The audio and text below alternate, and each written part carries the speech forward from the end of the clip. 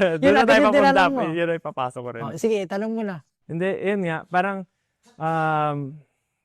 gusto ko rin malaman. Kasi for sure, malaking effect yung growing up without like yung father mo. Na siguro kasi, syempre, gusto ko malaman kung ever since babata ka, hinahanap mo siya, tas bakit ngayon mo lang siya hinahanap ba? Or parang ngayon mo na siya na-meet, di ba? Pero kung tutusin, pwede mo na siyang mahanap before or talagang because of SB19 mo lang siya na-connect, parang ganun. Oo Or naman. di mo siya hinanap talaga, tol. Hindi, sa akin, pinakamasakit nga yun, tatay ko yung wala. Kasi lalaki ako eh. Parang, kung kayo, lumaki kayo na may mga papa, ako sa akin, feeling Gusto mo ko. rin ba ng papa?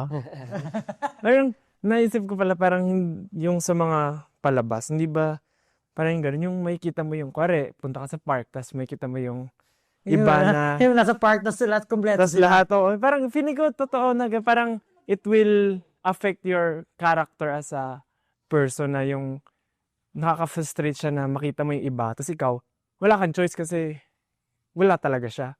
Parang kahit anong gawin mo, parang mahirap siya makuha now. So, sabi mo nga, di ba, parang, bakit di mo siya hinanap before? I feel like, yun nga, based on sa story na sinasabi niya, busy ka surviving eh.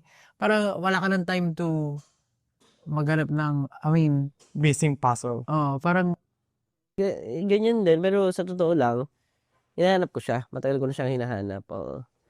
Ano talaga, nagtatry ako. Pero paano ako makakahanap ng someone na, lalo na ba atin, hindi naman uso yung mga Facebook. Wala rin naman siya nun eh. Yung mga, alam mo yun, walang social media. Ilang beses ko tinry hanapin sa social hindi rin media. alam ni tita, Ayaw niya.